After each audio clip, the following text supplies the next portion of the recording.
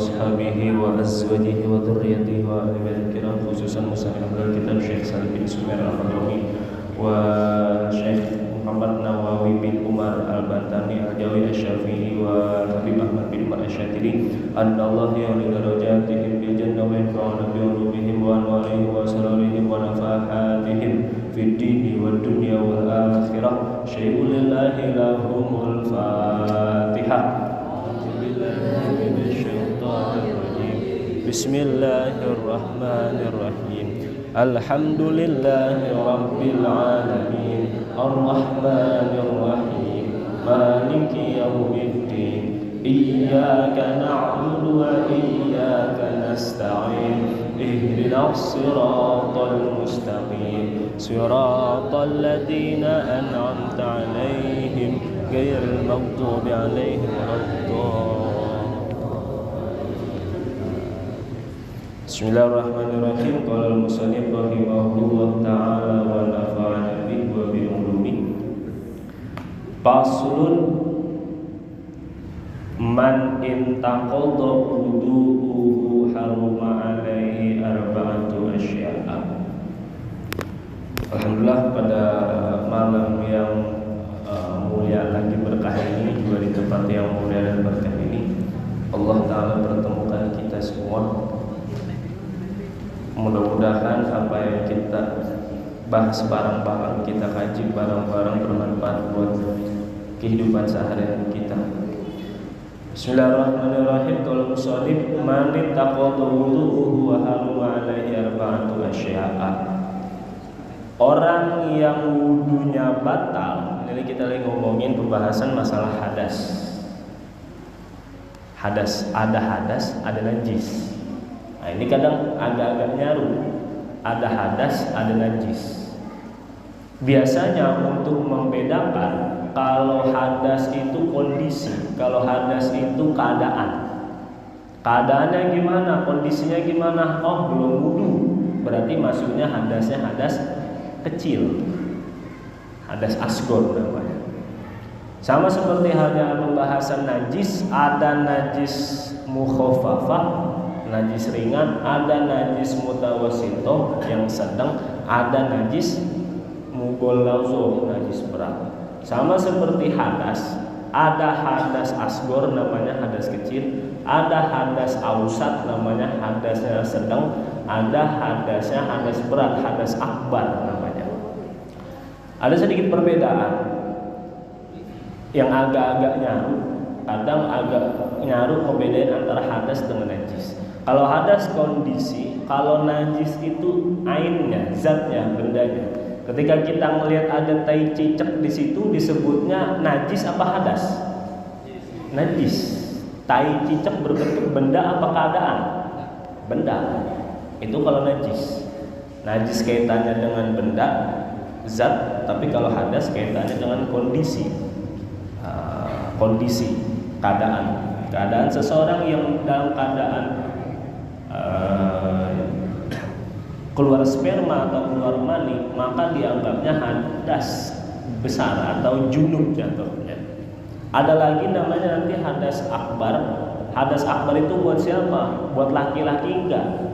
Hadas akbar itu khusus buat perempuan, yaitu kondisi di mana kalau perempuan dalam keadaan haid ataupun nifas, ketika keluar darah, maka disebutnya hadas akbar.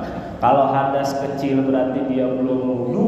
Kalau hadas sedang atau hadas ausat namanya berarti dia dalam keadaan junub. Kalau hadas akbar atau hadas besar namanya berarti dia dalam keadaan posisinya perempuan dalam keadaan haid ataupun nifas. Satu-satu urutannya kita bahas dulu. Apa aja sih yang gak diperbolehkan bagi seseorang, mau laki-laki ataupun perempuan, yang posisinya belum punya wudu atau yang posisinya udah wudu tapi batal? Apa aja yang gak diperbolehkan? Nah, insya Allah kita bahas di kesempatan kali ini.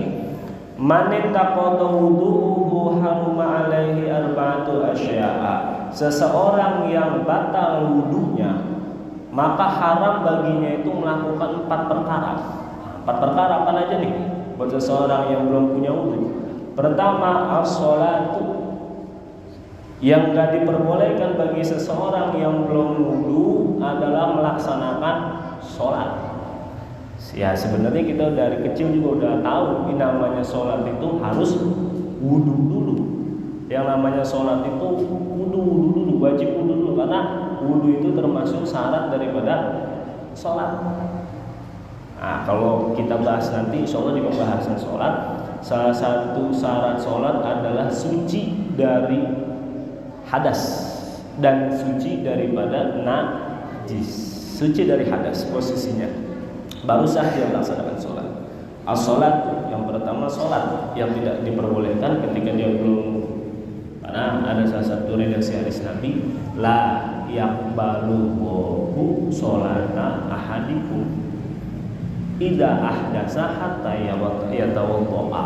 Allah tidak akan menerima sholatmu ketika kamu posisinya dalam keadaan berhadas atau dalam keadaan belum punya wudu. Sampai kapan diterima sholatnya? Terus dia mau melaksanakan sholat sampai dia wudu dulu, baru Allah Ta'ala terima sholatnya. Artinya sholat gak bakal sah kalau dilaksanakan tanpa berwudu. Pertama. Yang kedua, yang tidak diperbolehkan bagi seseorang yang belum wudu atau wudunya batal at-tawafu. Ini sedikit kita membahas tawaf. Mudah-mudahan Allah Ta'ala perkenankan dan izinkan kita ke tanah haram. Allah Ta'ala izinkan kita menghadap ke Baitullah. Allah Ta'ala izinkan kita untuk melaksanakan ibadah haji dan umroh. Karena kaitannya tawaf itu cuma boleh di Mekah. Tawaf gak bisa dilaksanakan selain di Mekah atau di Masjidil Haram. Tawaf, posisi tawaf harus dalam keadaan berwudu. Mungkin kalau sedikit kita kebayang, namanya lagi tawaf kan muter 7 kali. Apalagi posisi Masjidil Haram nggak kecil. Apalagi kondisi Masjidil Haram itu lumayan besar. Yang di situ ada banyak orang, ada ribuan bahkan jutaan orang melaksanakan tawaf. Bagaimana posisinya kalau dia batal? Wajib wudu dulu. Bagaimana posisinya kalau dia kentut? Wudu minggir dulu, nyari wudu, tempat air wudu. Habis itu baru dia melaksanakan tawaf lagi. Karena tawaf itu at-tawafu bimanzilatis shalah. Tawaf itu posisinya sama seperti sholat. Cuma satu doa yang diperbolehkan. Apa yang diperbolehkan? Ketika tawaf boleh ngomong. Tapi kalau sholat kagak boleh ngomong. Makanya kalau sholat tiba-tiba dia ngomong 1 atau 2 huruf pun, jangankan 1 kata. Ada di rumah nggak misalnya? Bang Piki ada di rumah nggak? Bang Piki lagi sholat. Dia jawab ada. Berapa huruf tuh? A, D, A. 3 huruf dia sebutin, maka sholatnya batal. Atau dia jawab doang ya, Y dengan A, 2 huruf, maka sholatnya batal. Tapi kalau tawaf ketika dia berbicara nggak batal tawafnya, masih diperbolehkan melaksanakan tawaf. Dua hal yang sama antara sholat dengan tawaf. Pertama, sama-sama posisinya harus dalam keadaan bersuci. Yang kedua, sama-sama posisinya harus dalam keadaan satrul aurat, menutup aurat. Kalau laki-laki dari pusar sampai lutut, kalau perempuan seluruh badan illal wajhi wal kafain. Perempuan kecuali muka dan kedua telapak tangan. Tawafnya pun yang gak diperbolehkan kalau belum wudu, mau tawaf sunnah atau tawaf wajib. Nanti mudah-mudahan Allah Ta'ala beri kesempatan kita untuk pergi haji atau umroh. Karena setiap haji ataupun setiap umroh tetap harus melaksanakan tawaf. Tawaf sunnah diantaranya apa? Ada namanya tawaf qudum. Apa tawaf qudum? Tawaf qudum itu buat seseorang yang baru sampai di Masjidil Haram, dia disunahkan untuk melaksanakan tawaf. Namanya tawaf qudum. Qudumun, pakai qaf dal waw mim. Asal kata dari kodama, ketika dia baru tiba, ketika dia baru sampai disunahkan melaksanakan tawaf. Ada lagi namanya tawaf wada, waw dal ain, wada. Apa tawaf wada? Tawaf wada itu ketika dia mau pulang ke tanah airnya masing-masing. Dari Masjidil Haram, kemudian dari kota Mekah dia mau balik ke Indonesia, maka disunahkan untuk melaksanakan tawaf. Tawaf apa? Namanya tawaf wada. Itu sunnah. Ada satu tawaf yang wajib, namanya tawaf ifadah namanya. yaitu tawaf yang diwajibkan ketika seseorang melaksanakan haji. Mau tawaf sunnah ataupun tawaf wajib, apalagi tetap diharuskan dia posisinya dalam keadaan suci, harus dalam keadaan berwudu. Bang, gimana bang, di pembahasan sebelumnya kan diantara hal yang dapat membatalkan wudu adalah bersentuhan antara kulit laki-laki dengan kulit perempuan. Bagaimana posisinya kalau dalam keadaan tawaf? Namanya tawaf kan nggak dibedain. Oh, satu baris ini buat laki-laki, satu baris ini buat perempuan. Enggak, nyampur aja bareng-bareng. Apalagi kita orang Indonesia yang postur tubuhnya bukannya pendek, cuma nggak tinggi doang. Apalagi kita nih orang Indonesia yang posisinya nggak tinggi. Kalau pendek makanya terlalu ini kayaknya nggak tinggi. Dan kalau kita lihat orang-orang kayak orang Afrika, itu kita cuma seketek bawahnya aja doang. Mereka deh tinggi-tinggi. Itu kita kalau posisi top ya mungkin. Ini bukannya saya udah pernah pergi, bukan. Ini hasil dari yang udah pada berangkat. Itu di samping kanan, kiri, depan, belakang kita bisa jadi lagi top banyak perempuan. Kan bersentuhan tuh. Batal gak wudunya? Nah, itu insya Allah nanti mudah-mudahan bisa sedikit kita bahas permasalahan tawaf kalau bersentuhan antara kulit laki-laki dan kulit perempuan, batal atau enggak. Menurut satu qaul tapi dhaif hukumnya enggak batal karena kondisinya darurat. Nah, kita lanjut ya. Pertama, buat orang yang belum wudu atau enggak punya wudu haram melaksanakan sholat. Mau dia tahu hukumnya boleh atau mau dia enggak tahu hukumnya enggak boleh, tetap hukumnya haram buat dia untuk melaksanakan sholat. Yang kedua, enggak boleh bagi dia ketika belum wudu melaksanakan tawaf, karena tawaf harus dalam keadaan bersuci. Kita sebagai umatnya Nabi Muhammad SAW punya dua media, dua alat yang digunakan untuk bersuci. Pertama air, wudu atau mandi. Yang kedua debu untuk tayamum. Kalau nggak boleh pakai air, ada solusinya. Berarti harus tayamum pakai debu. Bang, gimana posisinya air kagak ada, debu kagak ada, air kagak ada, nggak ada karena nggak ada maka nggak bisa sholat, nggak bisa wudu. Debu kagak ada, berarti dia nggak bisa tayamum. Air kagak ada, debu kagak ada. Kondisi orang seperti ini disebutnya faqidu tahurain, disebutnya orang yang nggak punya dua alat suci. Apa aja tadi? Air, debu. Kalau nggak ada air dan nggak ada debu, bagaimana tata cara sholatnya? Silakan sholat, tapi sholatnya hormat waktu. Niat sholatnya, kalau kita kan biasanya usolli fardu zuhri arba'a raka'atin mustaqbila kiblati, adaan. Kan kita biasanya gitu ya. Adaannya ganti dengan dihormatil waktu. Usolli fardu zuhri arba'a raka'atin mustaqbilan kiblati lihurmatil waqti fardhon lillahi ta'ala. Atau kalau mau pakai bahasa Indonesia tadi kan apa? Saya niat sholat johor, saya niat sholat fardu zuhur untuk hormat waktu. Kalau posisinya air nggak ada. Kemudian yang ketiga, balik ke tadi, 4 yang kagak boleh buat orang yang nggak punya wudu. Pertama, sholat. Yang kedua, tawaf. Yang ketiga, wa masul mushafi, menyentuh mushaf. Nah, anak MTS atau anak MA kalau sekolah mungkin lagi pelajaran Al-Quran, pas lagi baca Al-Quran dia malas wudu, akhirnya ada Al-Quran di situ dia pegang, dia kepek, boleh nggak? Atau anak sekolah datang ke sekolahan, kebetulan di situ ada pelajaran baca Al-Quran, ada Al-Quran terus dia pegang, dia kepek, maka hukumnya haram. Maka hukumnya haram memegang mushaf Al-Quran. Yang disebut mushaf itu apa? Semua yang bertuliskan lafaz atau bertuliskan ayat Al-Quran maka disebut mushaf. Bagaimana Bang kalau cuma satu lembar doang bececeran? Kadang kan kalau kita lihat Al-Quran bececeran, gak rapi misalnya, atau pada robek bececeran, sekalipun satu lembar tetap disebut mushaf. Ini kalau kita lihat nih di HP kan ada aplikasi Al-Quran ya, kalau nggak salah ya, yang kalau dibukanya jarang-jarang. Seringan buka game apa seringan buka Al-Quran? Alhamdulillah dibuka kalau lagi ingat. Di HP ada Al-Quran misalnya, kita buka aplikasi Al-Quran, maka HP ini dianggapnya sebagai mushaf. Kita megang HP yang terbuka di dalamnya Al-Quran, tetap wajib wudu terlebih dahulu baru buka aplikasi Al-Quran. Tapi ketika aplikasi Al-Quran kita keluarin, ya nggak harus dia dalam keadaan wudu.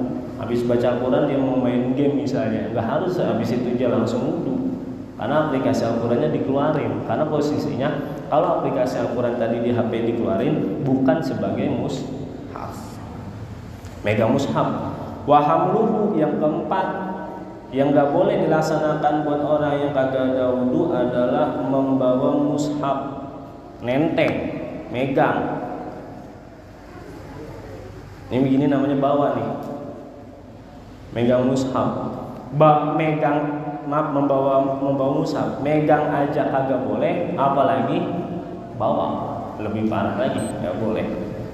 Bang, gimana bang kalau misalnya saya di pelajaran di sekolah ada pelajaran Al-Quran, bawa tas, di dalamnya ada buku IPS, buku IPA, buku bla bla segala macam. Di situ juga ada Al-Quran. Kalau ada selain Al-Quran di dalam tas itu, buku yang lain-lain selain Al-Quran misalnya, di dalamnya buku-buku lain dan Al-Quran itu sendiri, kalau dia niatin bawa Al-Quran maka hukumnya haram. Dia niatin bawa Al-Quran, haram hukumnya, sekalipun gak dipegang, ditenteng, digamblok, atau pakai tas lempang, diselempangin misalnya tas kayak gini nih, di dalamnya ada Al-Quran sama buku lain, dia niatnya bawa Al-Quran, maka hukumnya haram.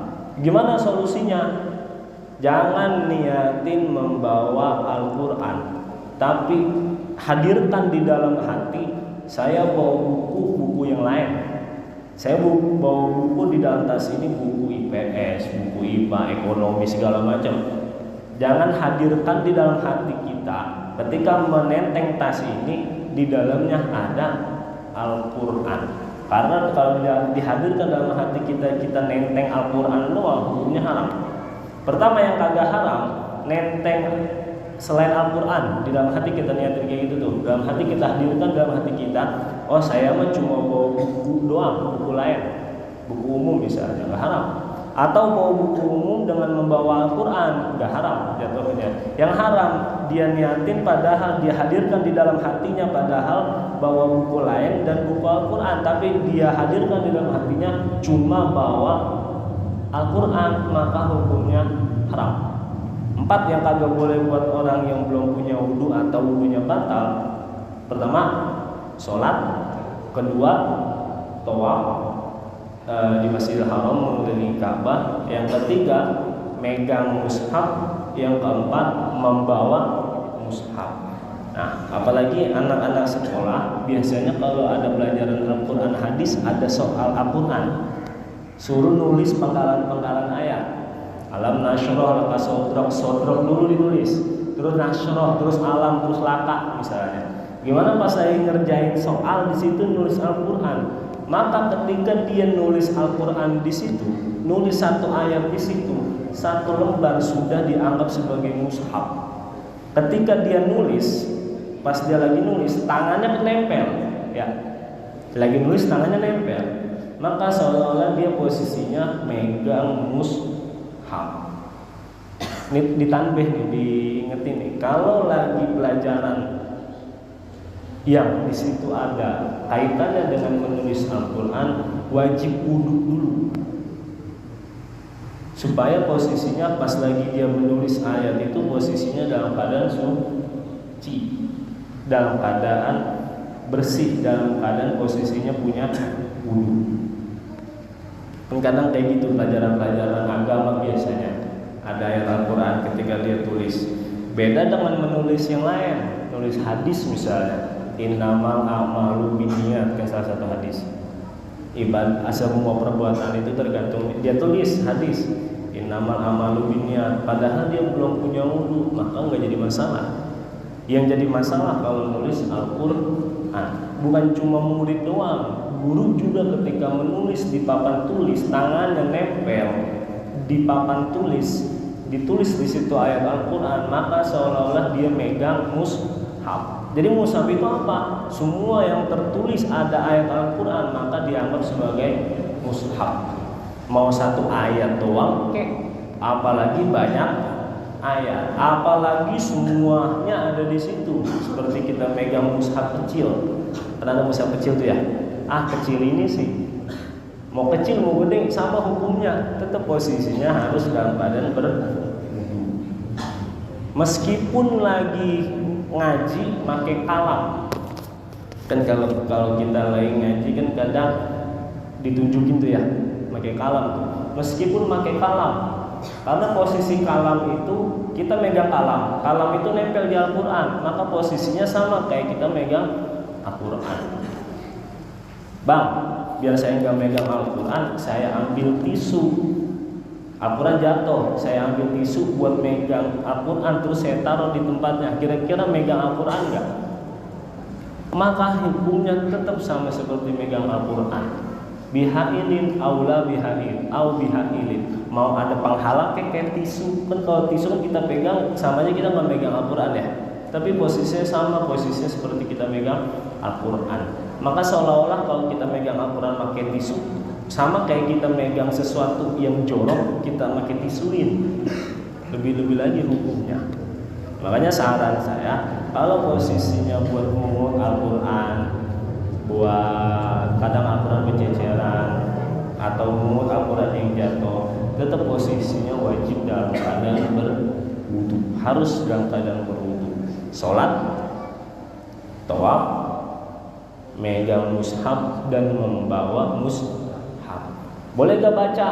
Kalau baca mah gak jadi masalah. Belum punya wudu, dia baca Fatihah, surah Al-Fatihah dia baca buat ngulangin hafalan. Atau para hafizul Quran, orang-orang yang ngapal Al-Quran belum punya wudu, terus dia mau ngapalin Al-Quran tanpa dia pegang atau tanpa dia sentuh, maka nggak jadi masalah. Yang jadi masalah megang dan bawa, yang hukumnya diharamkan dan tidak diperbolehkan, karena hukumnya membawa Al-Quran itu mulia. Ketika kita kedatangan ulama datang, biasanya kita berdiri. Habib datang nih, biasanya kita berdiri tuh ya, pada nyamperin ke salaman. Sama halnya posisinya ketika ada yang membawa Al-Quran atau ada Al-Quran di situ, maka lebih harus kita menghormati berdiri ketika ada yang bawa Al-Quran ketimbang para ulama atau ketimbang para habaib, karena Al-Quran juga posisinya mulia.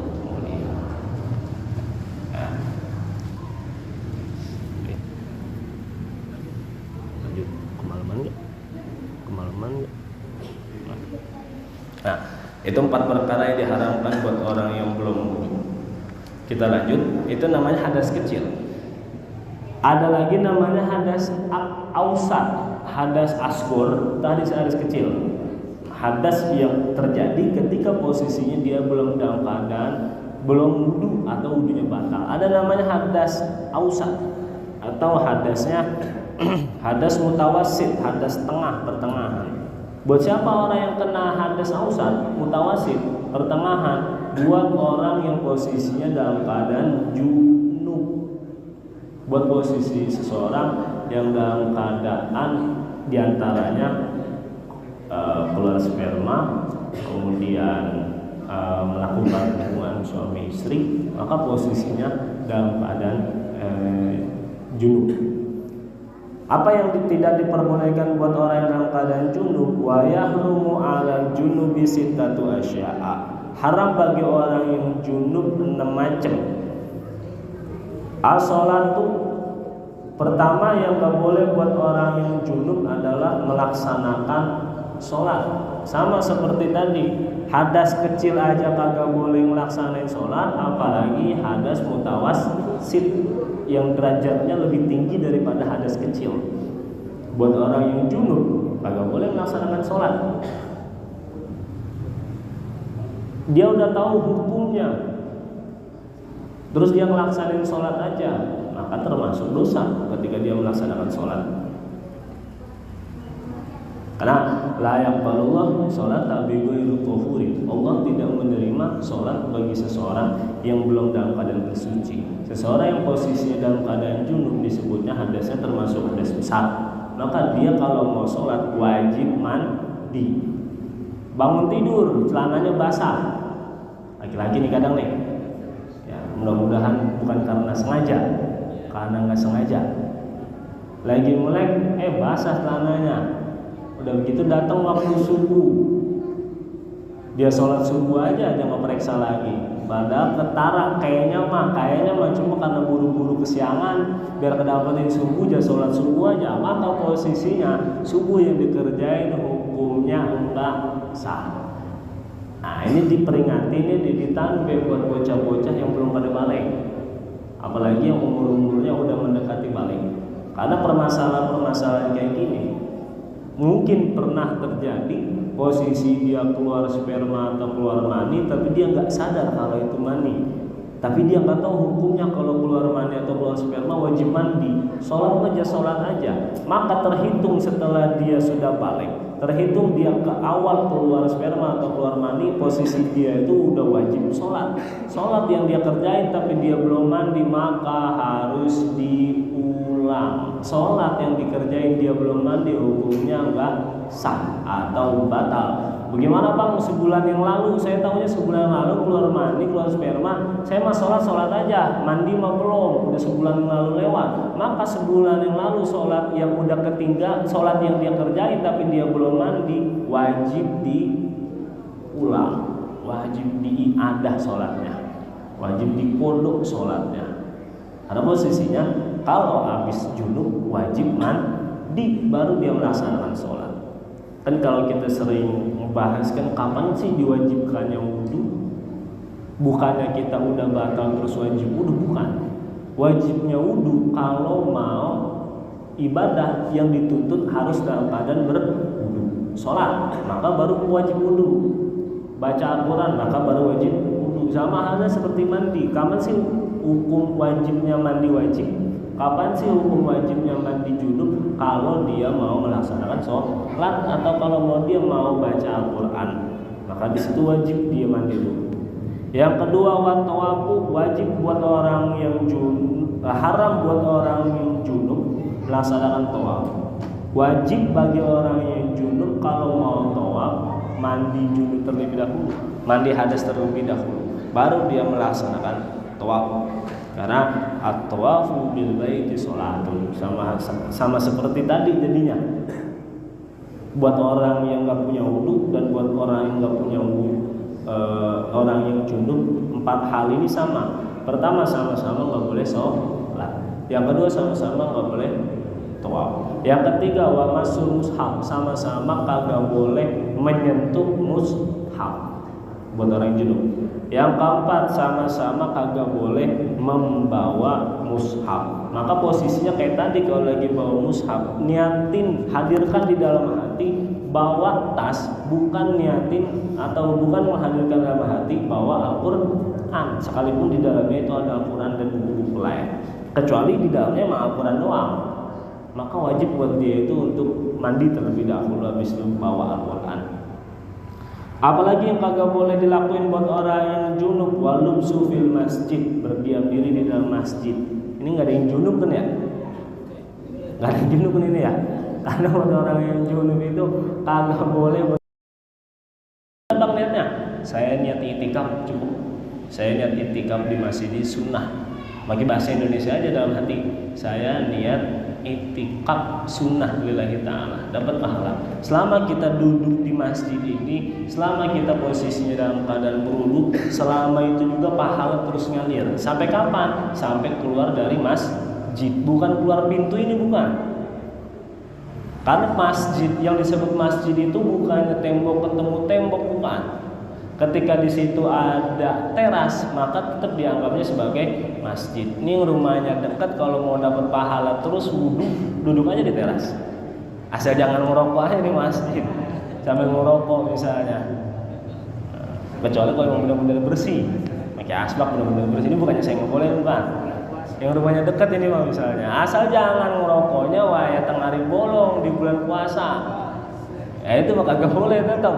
Itu kan imbang bang, pahala juga dapat dosa juga ya. Jangan dihitung pahala sama dosanya. Kebanyakan dosanya dapat daripada pahalanya. Mana yang disebut masjid? Terasnya. Itu kita punya masjid ada gerbang, itu tetap disebutnya sebagai masjid. Makanya posisinya kalau kita masuk gerbang masjid udah punya wudu, langsung kita niatin itikaf di situ. Mulai dari situ kita terhitung pahala untuk melakukan itikaf di dalam masjid. Asal intinya satu, niat itikaf. Selama ini dari tadi kita duduk dari jam 8 sampai sekarang duduk doang, punya wudu doang, tapi kita nggak niatin itikaf, kagak dapat apa-apa. Karena perbedaan kebiasaan yang kita lakuin sama perbedaan ibadah letaknya di niat.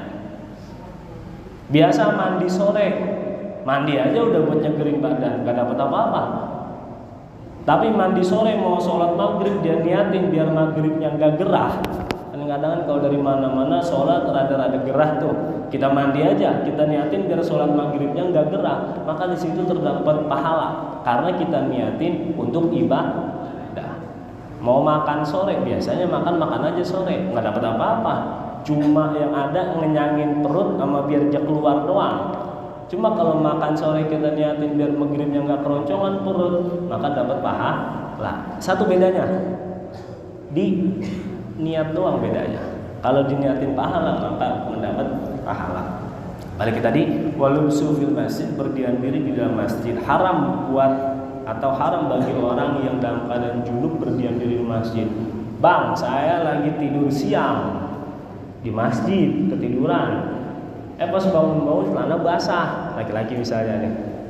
Apa hukumnya kalau dia sadar kalau dia junub langsung keluar?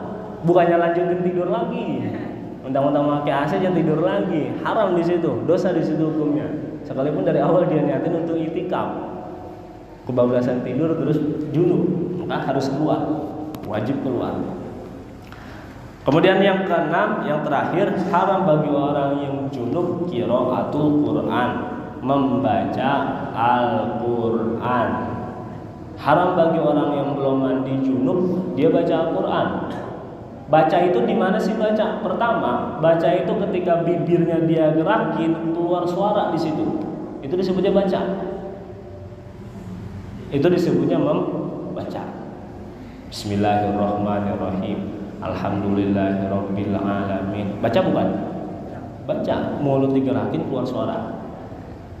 Tapi kalau bergerak mulut doang, misalnya mulut doang bergerak, tapi nggak ngeluarin suara apa-apa, maka nggak disebut membaca.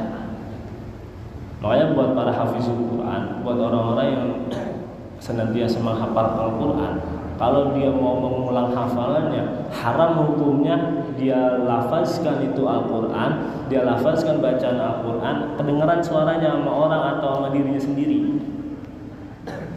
Gimana kalau dalam hati? Pernah ngapalin Quran dalam hati? Biasanya kalau lagi setoran hafalan di sekolah misalnya, rada-rada segan buat dibaca, dalam hati aja dia ingetin terus. Kalau dalam hati dia nggak ucapin apa-apa, maka nggak haram. Patokannya, ketika dia keluarin suara, itu mulut bergerak dan suara itu kedengaran dirinya sendiri dan kedengaran orang lain, maka hukumnya haram untuk membaca Al-Quran. Nyentuh haram, megang atau bawa haram, membaca juga haram bagi orang yang dalam keadaan junub. Buat orang, buat laki-laki yang dalam keadaan mengeluarkan sperma misalnya, atau buat maaf yang udah berhubungan, udah nikah, berhubungan suami istri, posisi dalam keadaan junub, haram dia untuk membaca Al-Quran. Nah lagi-lagi masalah membaca, balik ke masalah membaca tadi, mulut bergerak ngeluarin suara, maka disebut baca. Maka ketika seseorang yang dalam keadaan sholat baca surah Al-Fatihah tapi kagak kedengeran nama kuping sendiri, maka dia dianggapnya nggak baca Al-Fatihah. Sholat Allahu Akbar, cuma mulut doang yang bergerak, suara mah nggak kedengeran. Mulut doang yang bergerak buat baca Al-Fatihah, suara mah nggak kedengeran. Minimal kedengeran sama kuping sendiri, minimal. maksimalnya kedengeran sama orang lain, tapi cukup kedengeran sama kuping sendiri, baru dia dianggap baca. Maka ketika dia sholat baca Al-Fatihah, bacanya cuma mulut doang bergerak, tapi nggak kedengeran sama diri sendiri, dianggapnya dia tidak membaca Al-Fatihah. Sholat yang dia kerjakan ketika baca Al-Fatihah nggak dianggap, maka sholatnya batal, maka sholatnya nggak sah. Apalagi diantaranya takbir, ini kudu kedengeran nih. Kadang kalau kita takbir cuma bergerak doang, gak ngeluarin ucapan Allahu Akbar sama sekali, maka sholatnya batal. Emang apa? Karena takbir termasuk rukun qauli namanya, rukun dengan ucapan yang harus kedengeran minimal sama diri sendiri. Takbiratul ihram doang ya, bukan takbiratul intiqal atau takbir perpindahan rukun, bukan. Minimal takbiratul ihram, Allah, kencengin suaranya, minimal kedengeran sama kuping sendiri. Allahu Akbar, minimal kedengeran sama kuping sendiri.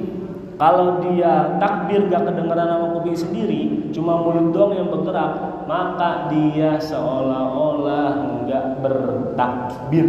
Karena takbir termasuk rukun qauli, rukun ucapan. Takbir baca Al-Fatihah termasuk rukun qauli, harus diucapin. Juga salam, Assalamualaikum. Makanya kalau lagi sholat nengok doang, mulut gak bergerak, cuma gak ngeluarin suara sama sekali, maka dia seolah-olah enggak mengucapkan salam. Salam itu gimana? Assalamualaikum warahmatullahi, ketika salam pertama. Cuma kalau dia nengok doang, mulut bergerak nengok doang, tapi nggak ngeluarin suara apa-apa, maka dia seolah-olah enggak mengucapkan salam.